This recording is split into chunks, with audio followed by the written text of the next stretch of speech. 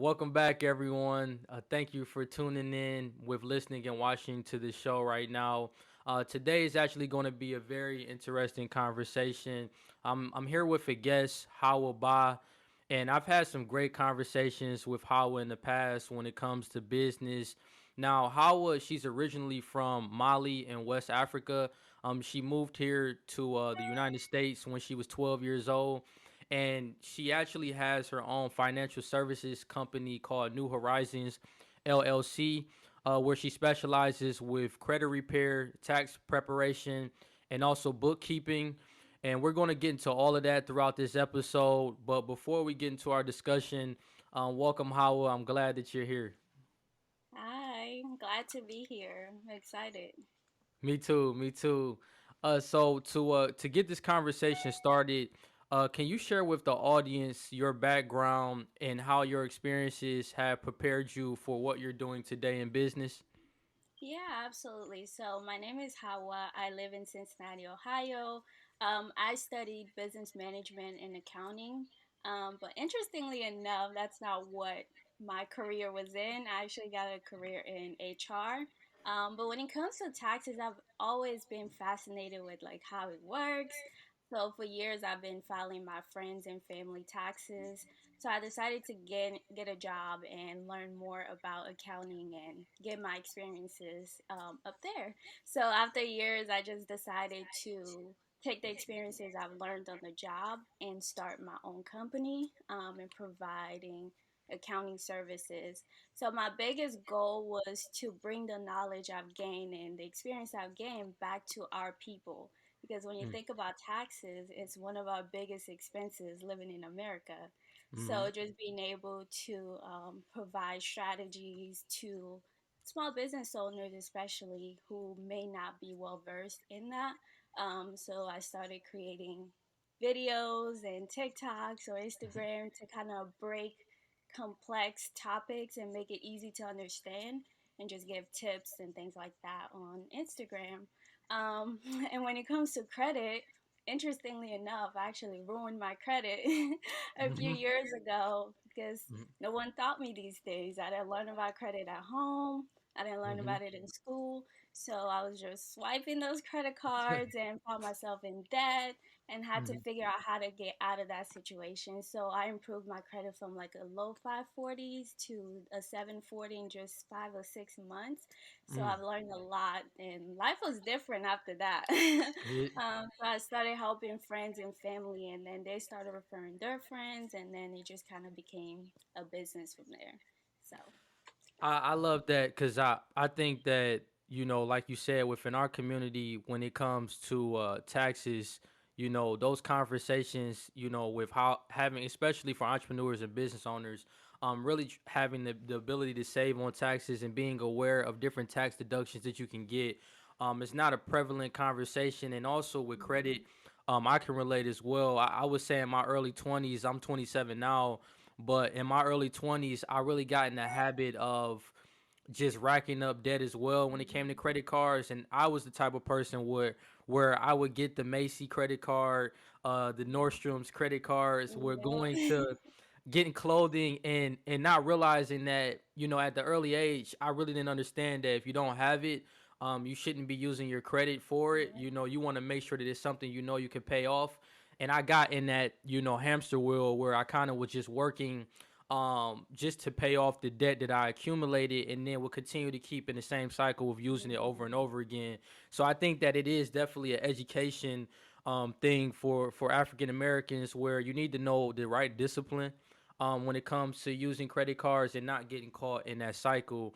Now, I actually wanted to ask you, within your business with New Horizons, when you are having those conversations about credit repair, what are some things that you focus on with your clients with improving their credit?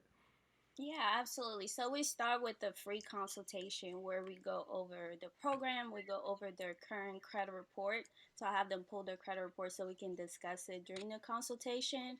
We go over what their current credit score is, highlight what's hurting their credit score. So those derogatory accounts like late payments, collections, repos, inquiries, bankruptcies, those are things that is hurting their credit score the most. So after that, I create a plan, an audit. After performing the audit, I create a plan of action.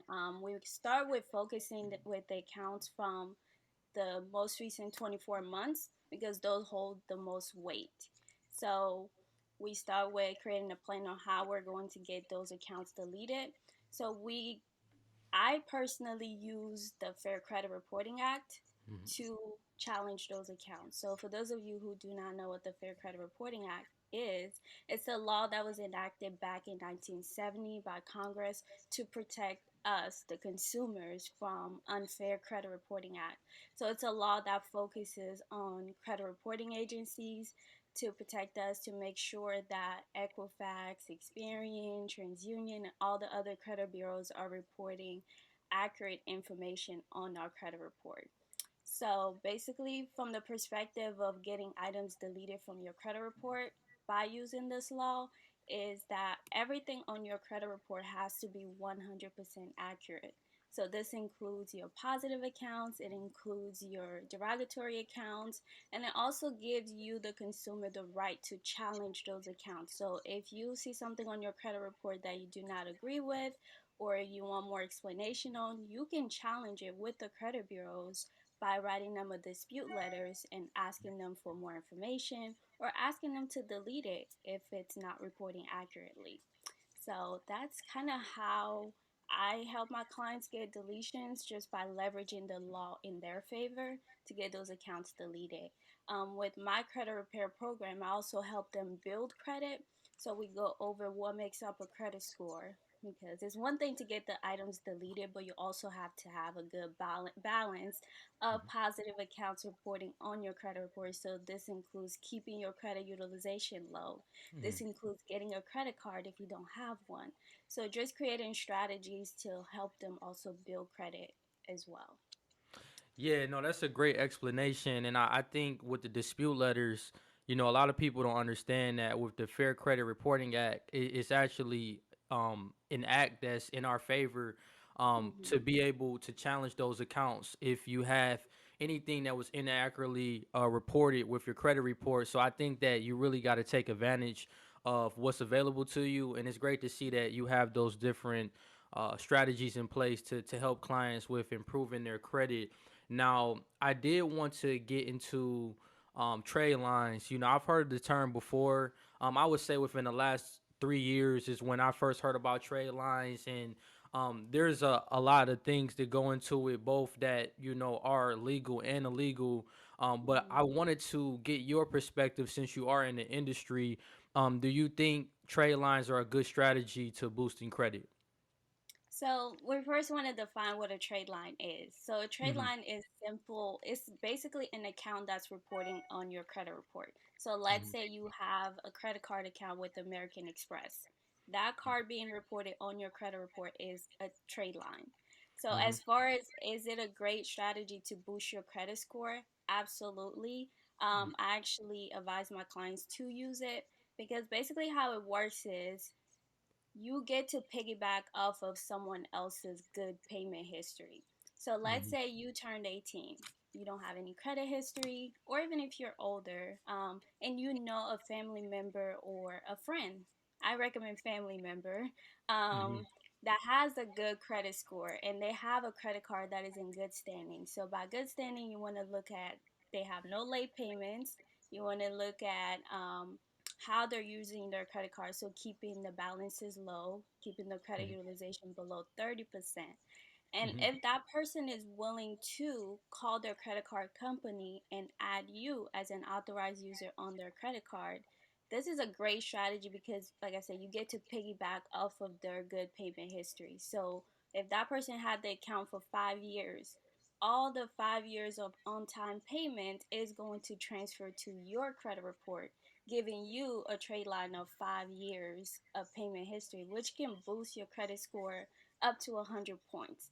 But again, you want Hmm. to always look at who you're asking to do this for you, because what they do will impact you, but what you do don't impact them. So their history transfer onto yours, but yours don't transfer onto theirs. There is another thing out there when it comes to trade lines in the industry where people are actually selling trade lines. This is the one that I do not recommend because it is illegal. There's people that out there that sell their trade lines and they will add someone on their card, and that person would then pay them monthly for their credit history to report on their credit report. And like I said, Mhm. that is illegal. But is it a good Mhm. strategy to boost your credit score? Absolutely. Yeah, I think people have to really just understand the differences, like you said. Mhm. Like if you know if you're if you're at it as an authorized user with your family member, that's Yeah. definitely the better way to go rather than just trying to buy them. And kind of like with me and you have spoken before in the past, if you go to a mortgage lender, you're getting ready to buy a house, and they're looking at your history and they're looking like, okay, who is this that was added? You don't want to get in a situation where Yeah. it's illegal, where it doesn't match.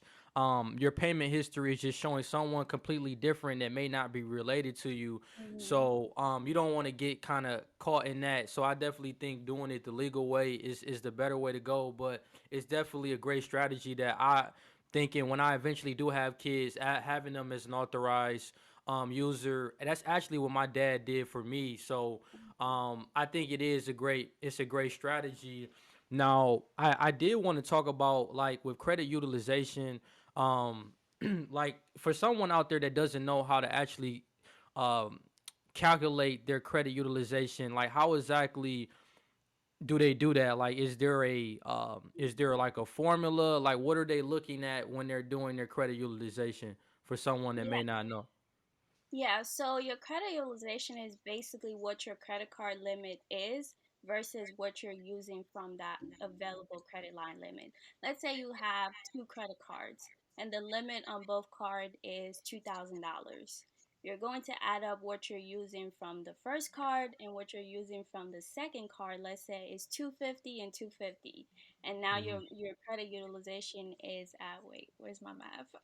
You're good. You're good. So I that's believe like it's two. $500, and then your limit is $2,000. So So you would take, I believe, when you take take the the 500, $2,000.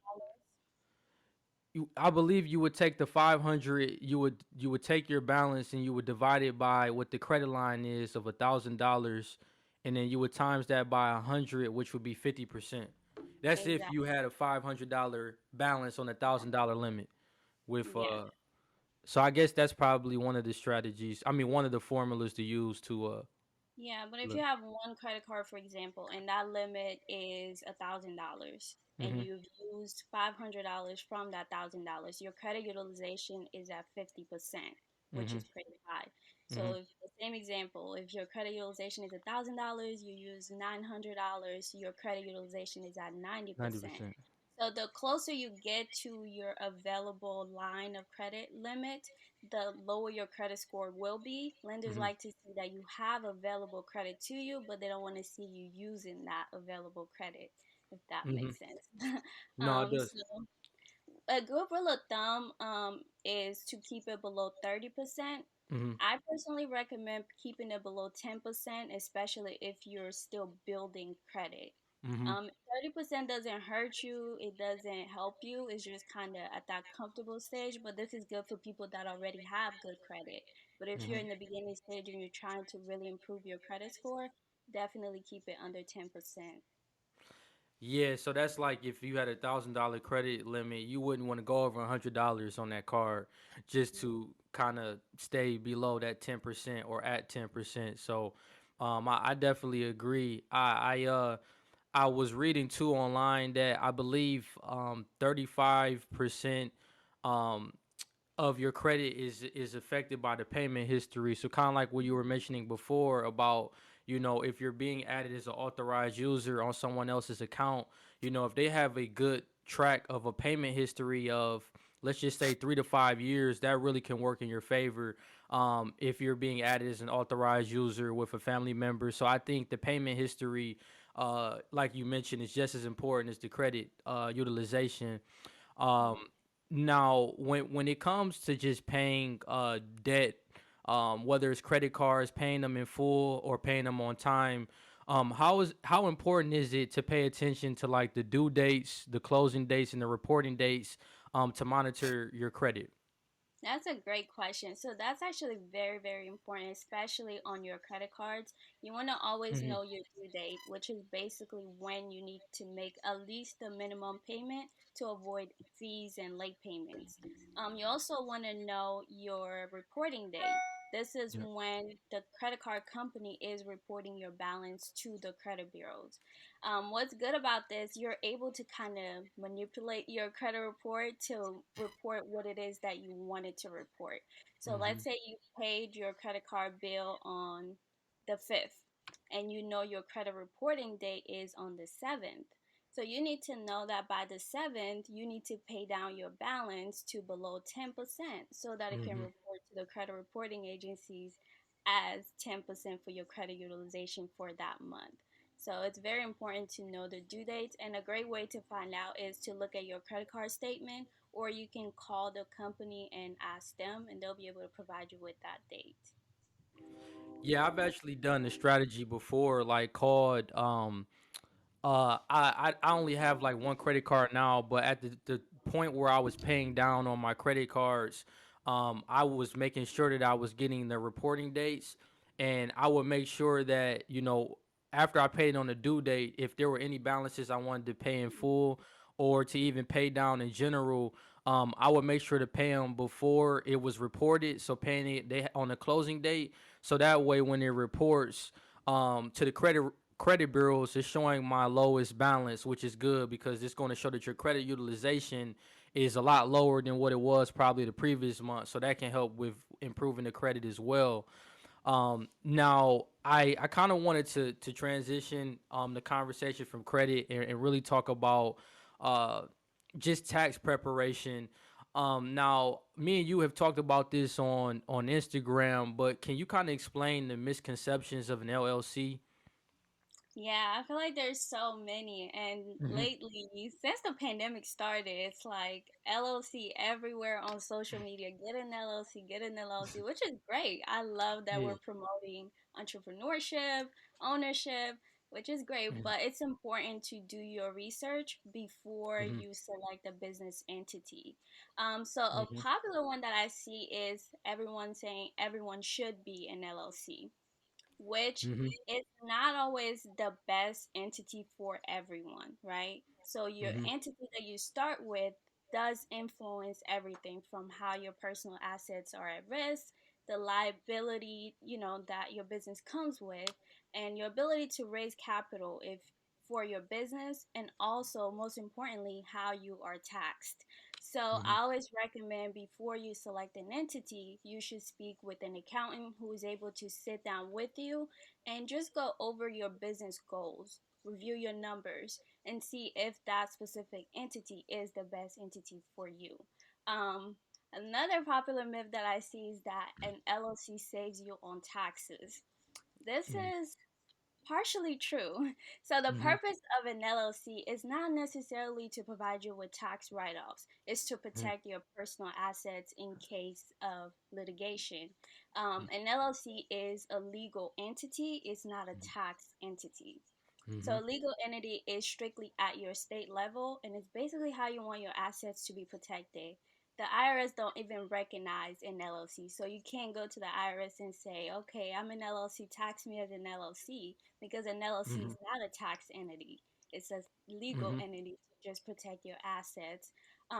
So when it comes to LLCs, which most people are, they're single member LLCs. You form your LLC, you didn't elect to be taxed as anything else, you automatically default to be taxed as a sole proprietorship, which is Mhm. basically what self-employed individuals are. So when you think of like Uber drivers, Lyft drivers, they're self-employed. They don't have to Mhm. create an entity to be self-employed. So anyone that's in pursuit of income, you're doing something on the side, you haven't Mhm. fully created an entity, you are a sole proprietorship, and an LLC automatically defaults to be taxed the same way.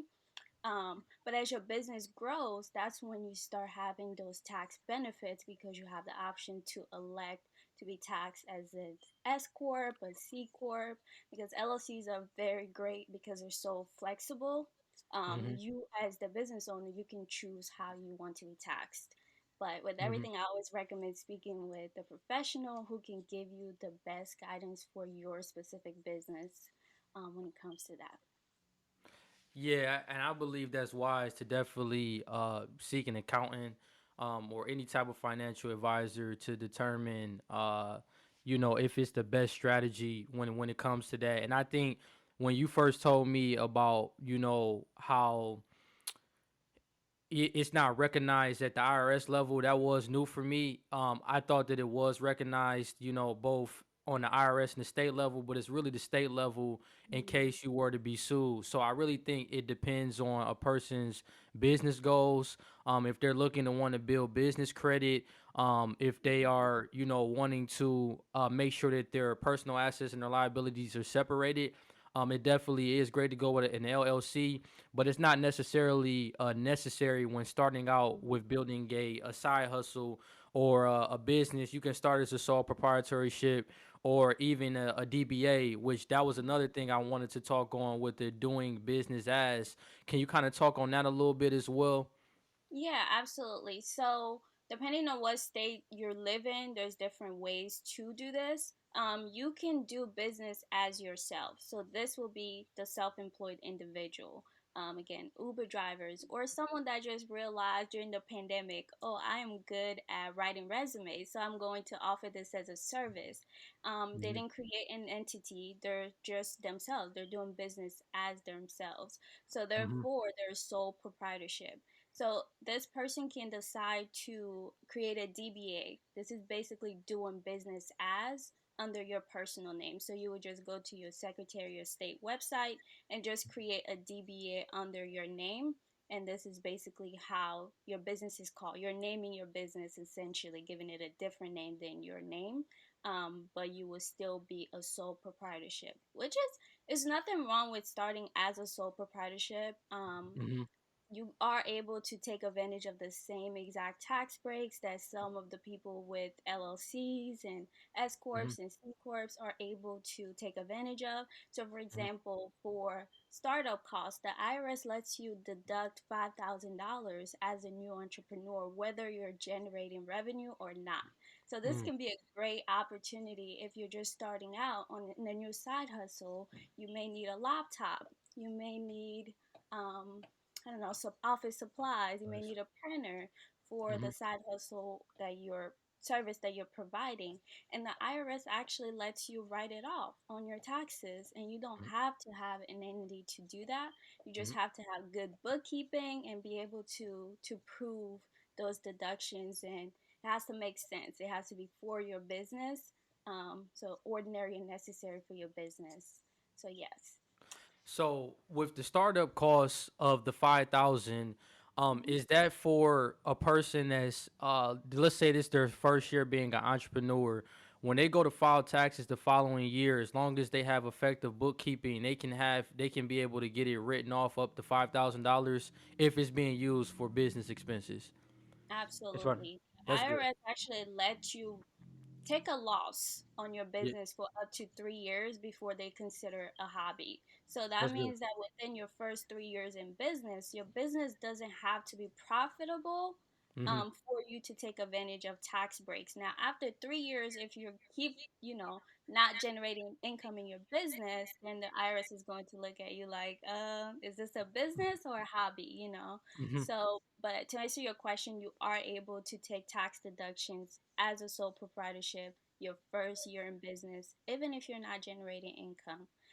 That's The good. minimum to take advantage of those tax break is $400. You should be Okay. trying to generate at least $400 in your business. But once you Mhm. have that, you're able to write off, like I say, as much startup costs as you can. That's really good. That's new for me as well. And I did also want to talk on, since we are in tax season, I know it's a lot of entrepreneurs and business owners that listen to the show. What are some tips that you usually give your clients with getting tax deductions if you're working with entrepreneurs? We probably talked on some of it, but are there any other tax deductions that people, that entrepreneurs should be aware of when they're working within their business? Yeah, so there's so many. One of the biggest perks about being a business owner is that you get incentives like tax breaks, right? Mm-hmm. So the IRS really reward business owners as opposed to 9 to 5 workers. Mm-hmm. So the rules when it comes to taking tax deduction is that the business expense has to be both ordinary and necessary for your business. And how Mm-hmm. they define that is that an ordinary expense is an expense that's common in your business or trade. And then a necessary expense is one that's helpful and appropriate for your business. So, to give you an example, I am an accountant, so it makes sense for me to have a laptop, a Mm-hmm. software, a calculator, a printer, because it is ordinary and necessary for my business. So now, if I was to get up and say I'm going to write off, I don't know, a yacht expense, that's Mm-hmm. not ordinary and necessary for my business, right? So Mm-hmm. then that's when, even though it's not ordinary and necessary for my business in the eyes of the IRS, they still let you take it, but you just have to prove how it's ordinary and necessary for your business. So Mm-hmm. this is why I recommend partnering with an accountant because they Mm-hmm. can definitely help you figure out what is ordinary and necessary for your business. But as far as deductions, there's so many. You can deduct, your business consultation fees. So if you had an accountant, you have an attorney, trademarks, you can deduct your advertisement, marketing, software, rent if you're renting an office space, travels, meals up to 100%. So if you're meeting with a potential partner, you can deduct 100% of that meal, especially this year and next year, on your taxes. These are great, but there's also bigger tax breaks for business owners. So some of the which will be, hiring your kids. As a Mm-hmm. business owner, you can write off uh, you can hire your own children in your business and pay them $12,000.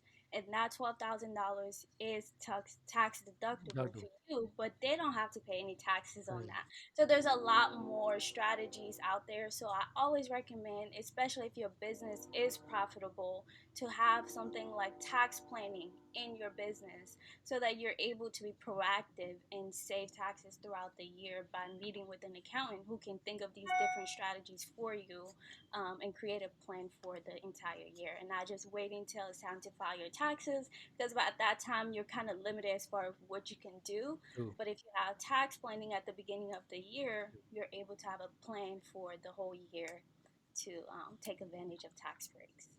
Yeah, you absolutely right, and I think that I seen the Urban Leisure had talked about that, about how you can hire your child, and you can, to your business, and you can get a tax, you can get a Mhm. tax deduction for what you're paying them. And I think that that's a double benefit. Your child doesn't have to pay taxes, and you're providing them income, and then you can write that income off at the end of the year, the following year. So I think that, in the black community, I think that we have to understand that the tax system is not designed for employees.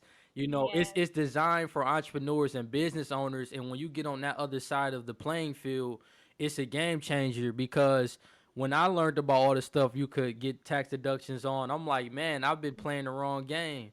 So, Right. it's evident that you gotta know the rules to the game, but you wanna play them smart, and know how to take advantage of those deductions that you can get throughout the year. And you mentioned it briefly. I also wanted to talk on bookkeeping and the value of it. I really look at bookkeeping as budgeting, because that's what I do personally every month. I'm looking at my expenses. I'm looking at my revenue. I have a set budget for different categories. I don't want to go over on when spending Mhm. money. So can you talk about the value of bookkeeping, especially when it comes to tax preparation, with being able to have a record of both your revenue and your expenses? Absolutely. Bookkeeping is extremely, extremely important for your business. Having some kind of experience with bookkeeping, whether you're starting with an Excel sheet or using an accounting software or even hiring a bookkeeper, you need to understand that bookkeeping is basically the backbone to your business. This is how you're able to evaluate your business and see how your business is doing throughout the year and make better financial decisions for your business. So, when I think about bookkeeping, I think about during the pandemic. The government was throwing so much money at business owners, and unfortunately, people in our community couldn't take advantage of those opportunities, those loans and those grants. And the common reason was because we didn't have our paperwork together. We Mm-hmm. don't have any bookkeeping in place. We don't have any tax return to show that we were in business. Mm-hmm. And this is just why I feel like it's extremely important to educate ourselves Mm-hmm. and just start somewhere. It's not that difficult. Now there's so many softwares that make it extremely easy for us to start bookkeeping. Mm-hmm. Like I said, you can start with an Excel sheet. As far as accounting softwares, you can use Wave. It's completely free. You can use QuickBooks if you want to spend a $20 to $30 a month. It automates everything for you. All you have to do is link your credit card or your debit card to your account, and it pulls all the transactions, and you just go through each transaction and categorize it as what kind of business expense it is. And when you're done, it provides you with a profit and loss statement, which you're able to look at and, like I said, make better financial decisions for your business. So it's very, very important to have bookkeeping so that you can know your business and make good business decisions throughout the year. Yeah, like you kind of said, with especially, all of last year during the pandemic, all of the different programs that were out for different loans and grants, a lot of people weren't prepared because you don't have the paperwork. When you have effective bookkeeping, it allows you to be prepared to take advantage of those different programs so you can be able to get that free money because essentially they were just giving, the government was giving free money, and if you weren't able to take advantage of it, you missed out. But I definitely think that it's a lesson to understand for the future. I know it's going to be more stimulus coming. There's probably Mm-hmm. going to be more programs being developed. Definitely be prepared with your bookkeeping so you can be able to take advantage of those benefits. Now, I wanted to talk about business credit. Like, when you're working with your clients, do you ever have conversations with strategies on how to be able to build business credit? Yeah, absolutely. So, like I said, we first have a consultation to discuss their goals because nobody wake up like I'm going to fix my credit today. You want to fix your credit for you to accomplish a specific goal, whether that's purchasing a house, purchasing a car, refinancing your car, or just building business credit. Because I truly believe that in order to build business credit, and really maximize your potential with business credit, your personal credit needs to be on point as well. Mm-hmm. So I love business credit, and when it comes to business credit, I think the biggest thing is to build a strong foundation for your business. So this includes forming an entity. So if you're going to go with the LLC, which you can do completely free, you don't have to pay LegalZoom or all these big companies to create an entity for you. There's actually a website called LLC University. They provide you with a step-by-step guide on how to form your entity in your specific state.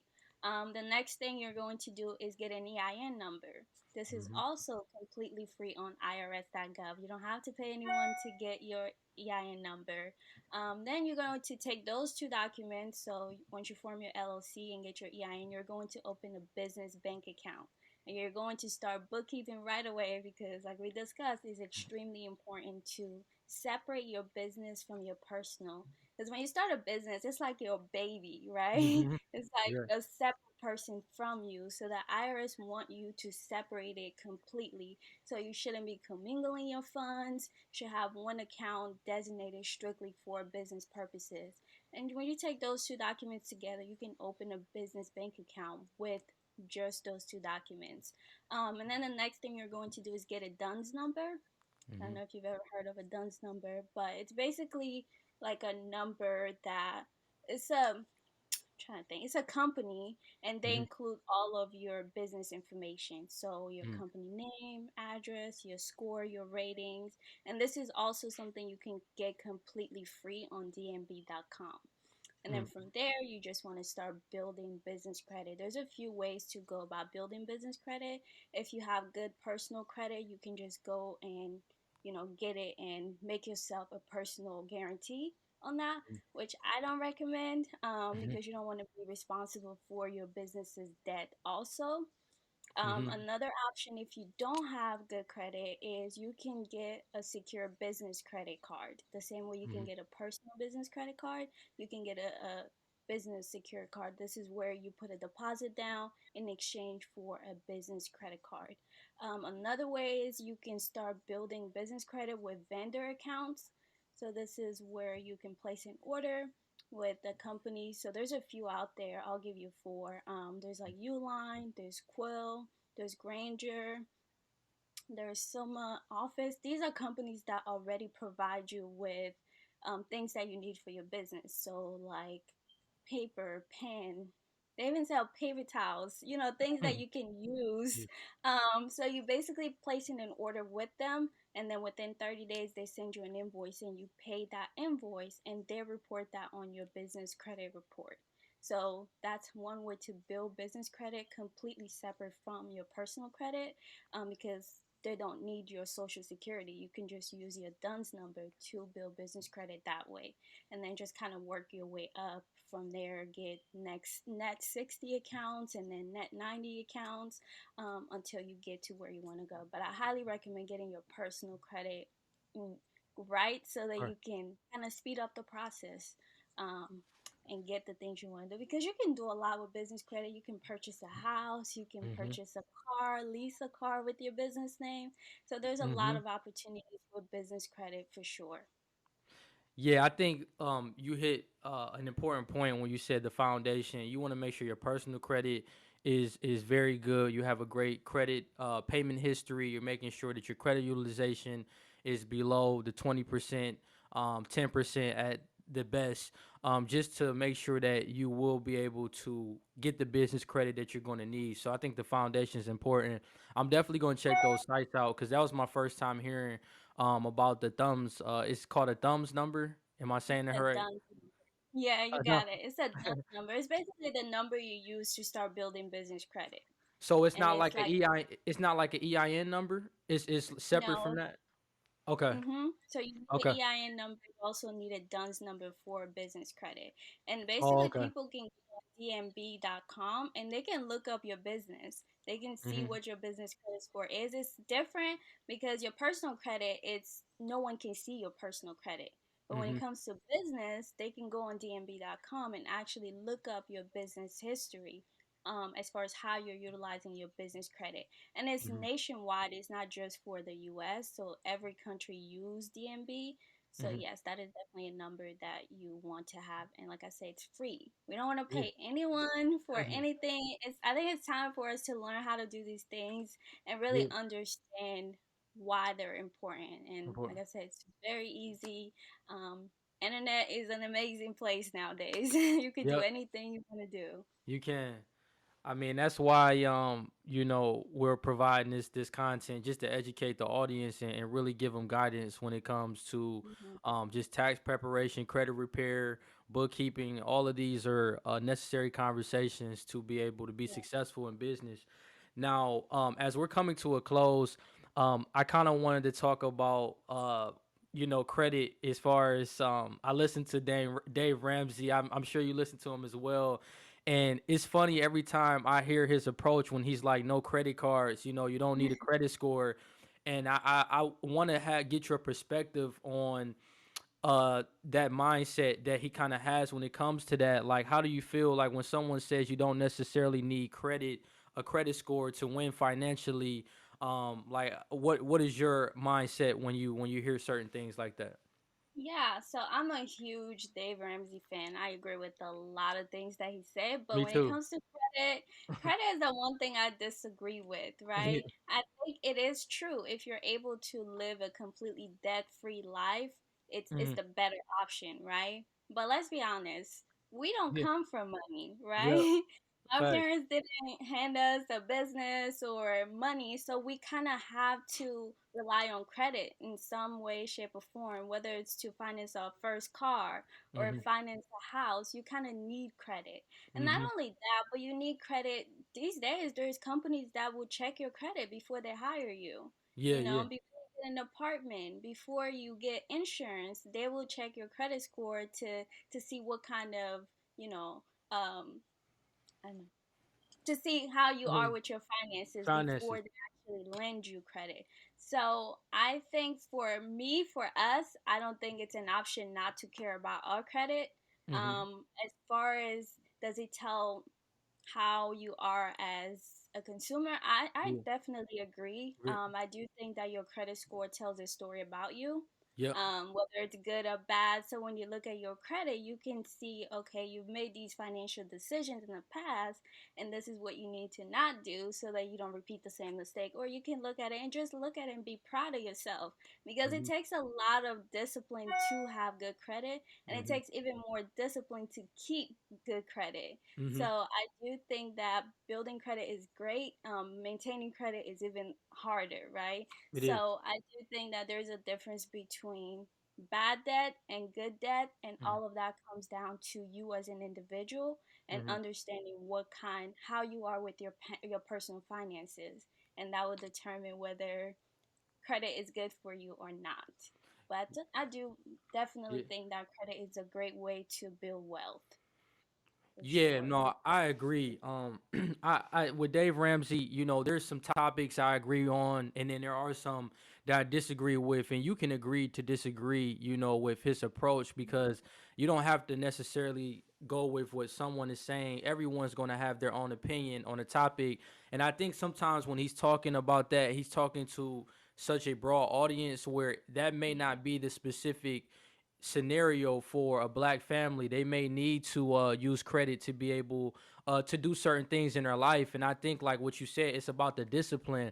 If you're a very disciplined person, you're making sure you're making your payments on time, you're keeping your credit utilization down, and you're just using it in discretion, and you're not going for a free for all with your debt and your credit cards, you'll be fine. But if it's something that you can't discipline yourself on, then it probably isn't the best thing for you. So I definitely think that it's important, and that you just have to you gotta leverage it to your best abilities to make sure that you're doing the right things. If you are, if you do have debt when it comes to a credit score. So, I totally agree. Now, I guess the final question that I wanted to ask is like, how can people connect with you on social media and learn more about your services? Yeah, you guys can follow me on Instagram. My business page is at New Horizons FS. And check out some of the free videos and content that I have out there. Because, like I said, I try to educate the community. So, there's a lot of tips and tricks that you can start implementing. But if you need help with your credit, I offer credit strategy calls. So, if you just need a strategy to help boost your credit score and you want to repair your own credit, that's a service that I offer. Or if you need a company to do it for you, I also offer that service. When it comes to bookkeeping, if you need to catch up on your bookkeeping so that you can file your taxes, or you just need a bookkeeper throughout the year, that's also another service that I offer. And then tax preparation. So, given that we're in tax season, if you need your taxes done, that's also something that I can assist you with. Well, thank you so much, Howard, for sharing that. And everyone, definitely connect with Howard on her social media platforms. I'm going to put all of her information in the show notes with New Horizon. And I'm actually getting my taxes done by her at the moment. And she's very knowledgeable, incredible with her work. So I definitely would look to her services when it comes to that. As far as insightful principles, if you all can continue to like, subscribe, and share this video, I would greatly appreciate it. Also, leaving a rate and a review on the podcast is very helpful as well. Also, I'm going to put my link tree in the show notes so you can be able to connect with me on my social media platforms and be able to connect with my Patreon page where I create exclusive content in the areas of finance, investing, and business. So I did want to tell you, Howard, thank you so much for coming on the show today. It was a pleasure having you. Thank you, thank you. This was really great. I'm here for this. Just Yeah. educating the community, giving them the tools and resources. I love this. So definitely keep going. Oh, thank you, thank you. Same to you, and everyone. Thank you for tuning in to another episode, and I'll see you next time.